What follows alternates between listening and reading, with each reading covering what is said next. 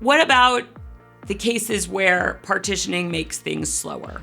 I don't have an exhaustive list of these. There's always, whenever we change a data structure, we're going to have to optimize the queries differently, and we may get a regression. We may get a performance improvement in some cases too, but there are some well-known cases where there are optimization problems. The most famous of these with partition tables is if I want to find the maximum value in an index or the minimum value in an index or some top values in an index based on order by.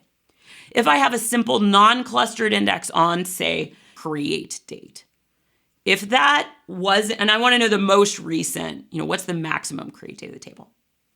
If I have a non-clustered index on that and it's not partitioned, it's going to be nice. It's going to contain the date field and then just the minimum other fields that it has to have to exist as the index. It will sneak in the clustering key and stuff, but it won't be a super huge index. And SQL Server can just go straight to one end of the index and be like, oh, went right there. Here's your max value. If I have a partitioned non-clustered index on create date, it has, in this case, let's say it's broken it into each customer ID has create date, right?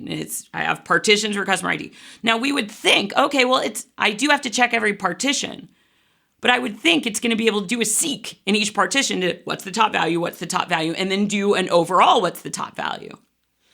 We have a little bit of an optimization issue in SQL Server where it's not that smart, and it will scan every single partition on that non-clustered index. There are some T-SQL rewrites you can do to make it smarter, but it's not a simple rewrite. And I have some detail on this in the class, partitioning problems, like query optimization problems in partitioning, where I have a demo for that.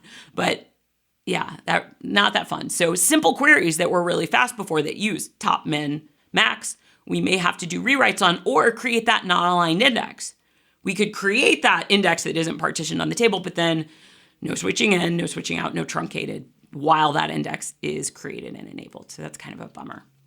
There are also some patterns where non-partitioned, non-clustered index may be able to use an operator like a stream aggregate to do grouping operations. And the cool thing about a stream aggregate operator is it knows how the data is sorted before it goes into the operator. That's why it can use the stream aggregate, and the data can flow through.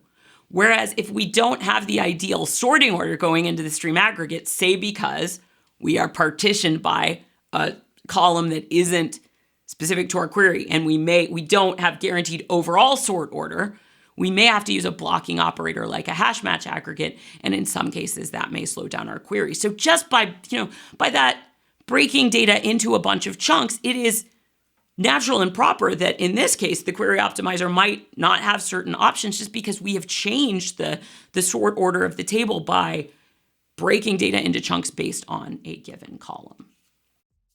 We may have to do some work with those queries when we partition something, and on certain things, we may have to do some workarounds to make them faster again.